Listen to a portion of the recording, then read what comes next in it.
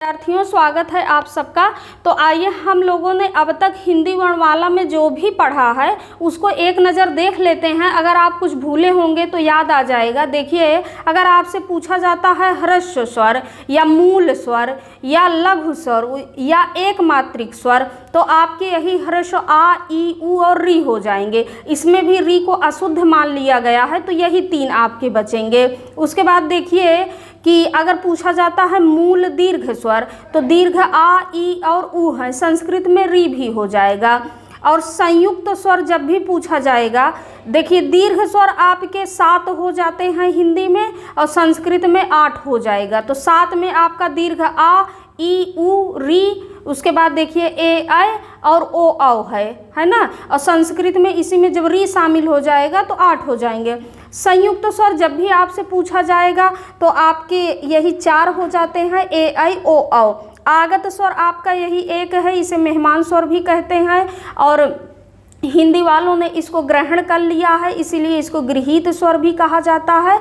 स्वरों की संख्या पूछी जाएगी तो 11 होगा। हिंदी में स्वरों की संख्या कितनी है, तो आपका उत्तर यही 11 होना चाहिए। यदि पूछा जाए कि अर्ध स्वर किसे कहते हैं, तो या और वा को कहते हैं, क्योंकि यण संधि में जो परिवर्तन होता है या और वा में होता है, इसीलिए इसको अर्ध स्वर कहा गया है। अशुद्ध स्वर आपका री है, मात्रा चिन्ह आपके 10 होते हैं। ह्रस्व आ की कोई मात्रा नहीं होती है, इसीलिए उसको उदासीन स्वर भी कहा गया है। मूल वर्णों की संख्या कितनी है? मूल वर्णों की संख्या 44 है। यदि पूछा जाए कुल वर्णों की संख्या कितनी है या कुल लिपियां कितनी है, हिंदी में कुल कितनी लिपियां हैं, तो उत्तर आपका क्या हो जाना चाहिए? यही 52। उसके बाद आपसे पूछा जाए स्पर्श वर्णों की संख्या कितनी है, तो आपके यही उत्तर हो जाएंगे 25, है ना। ये 25 आपके स्पर्श व्यंजन हो जाते हैं।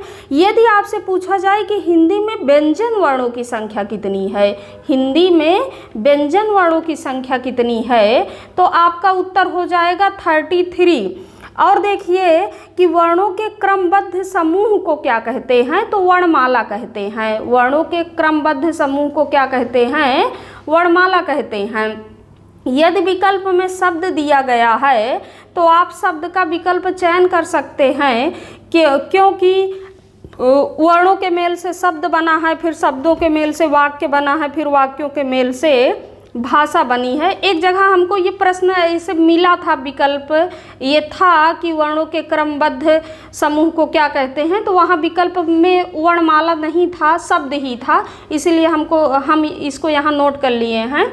तो उसके आगे देखिए कि जब भी आपसे पूछा जाए कि किस भाषा में वर्णों की संख्या 52 है ना, तो हिंदी भाषा में वर्णों की संख्या कितनी है? 52 है। वर्गीय ध्वनियाँ कितनी हैं? वर्गीय ध्वनियाँ कितनी हैं? तो वर्गीय ध्वनियाँ 25 जो आपके स्पर्श व्यंजन है। और यदि पूछा जाए कि ऊष्म व्यंजनों की संख्या, तो 4 हो जाएगी, छात्रा, ज्ञा और श्रा। अंतस्थ व्यंजनों की संख्या 4, या, रा, ला, वा। वर्णों के कितने भेद होते हैं, तो वर्णों के 2 भेद होते हैं, स्वर और व्यंजन। और संयुक्त वर्णों की संख्या आपकी वही 4 हो जाएगी। आगत स्वरों की संख्या वही एक आपका जो आगत स्वर आ है, और उच्छिप्त व्यंजन आपके यही 2 हो जाते हैं, है ना, अड़ा और अढ़ा हो जाते हैं। नासिक के व्यंजन जो वर्गों का पंचमा अक्षर होता है, वो आपका नासिक के व्यंजन हो जाता है, ये यही 5 होते हैं।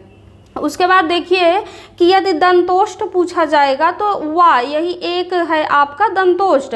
काकल्य व्यंजन जब भी पूछा जाएगा हा हो जाएगा। स्वर यंत्रमुखी या अली जिह्वा आपका यही हा हो जाता है। उसके बाद देखिए यदि अनुनासिक स्वर पूछा जाएगा तो ये चंद्रबिंदु है ना, ये आपका अनुनासिक होता है, कि मतलब जिन स्वरों के ऊपर चंद्र बिंदु लग जाएगा वो अनुनासिक स्वर हो जाते हैं। और अनुनासिक वर्णों की संख्या आपकी कितनी होती हैं? 6 हो जाती हैं। अनुनासिक वर्ण आपके 6 होते हैं, जिसमें तो वर्गों के जो पंचमा अक्षर हैं वो हो जाएंगे और एक जो अनुनासिक स्वर है ये हो जाएगा।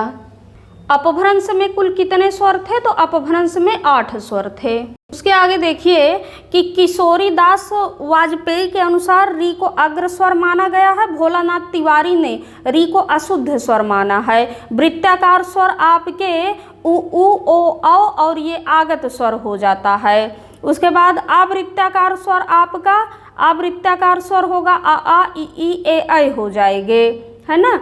और उसके बाद देखिए अर्धवृत्ताकार आपका री हो जाता है, अग्र स्वर आपके ई और ए ऐ होते हैं। पश्च स्वर दीर्घ आ उ ओ औ और ये जो आगत स्वर है ये पश्च स्वर हो जाएगा। उसके बाद देखिए मध्य स्वर आपका यही आ होता है, उदासीन स्वर भी यही आ है, आगत स्वर आपका ये आ है ना।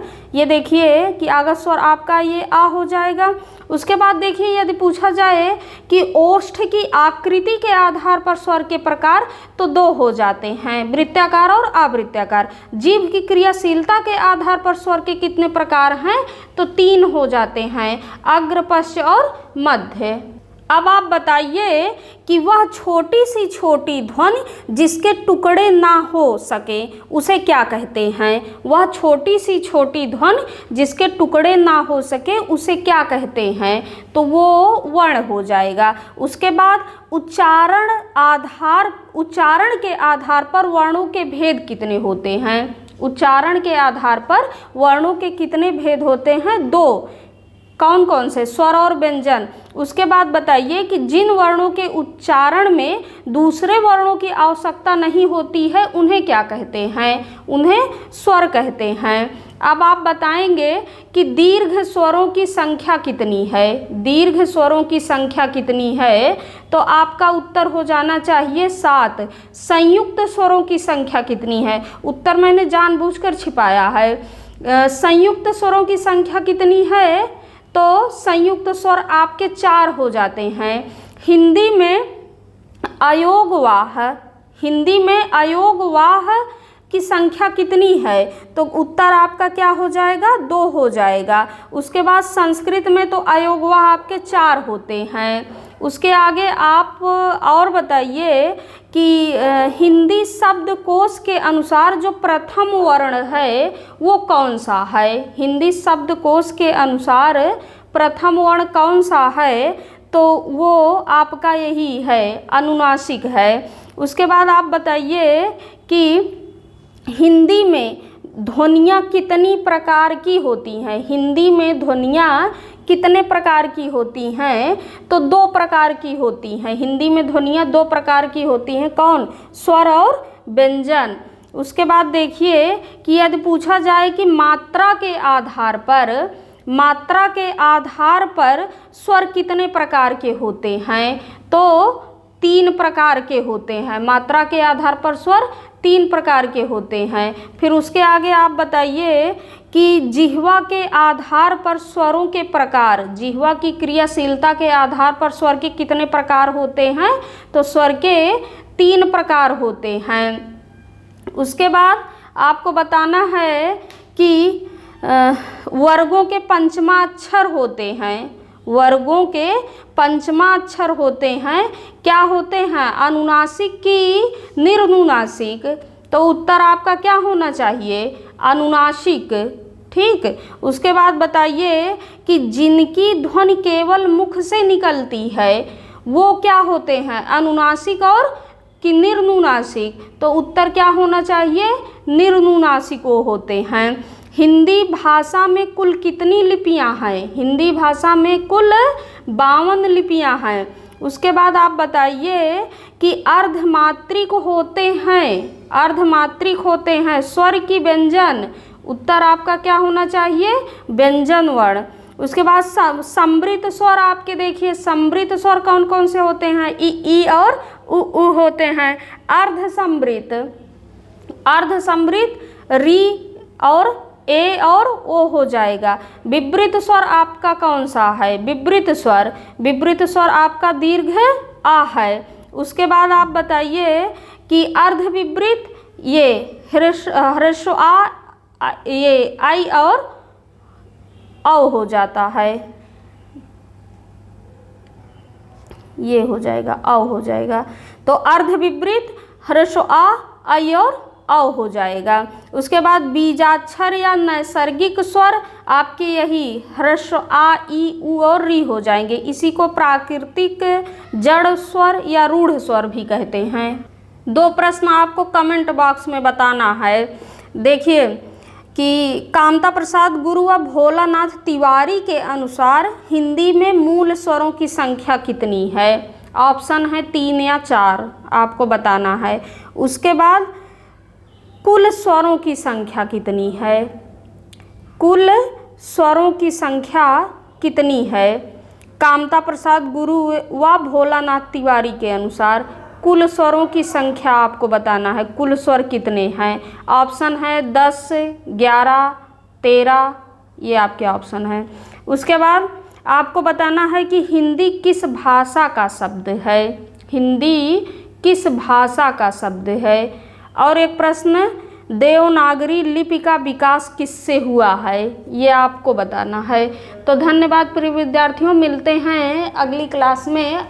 यदि आपको क्लास अच्छी लग रही है तो आप ज़्यादा से ज़्यादा इसको शेयर करें, लाइक करें, सब्सक्राइब करें। धन्यवाद।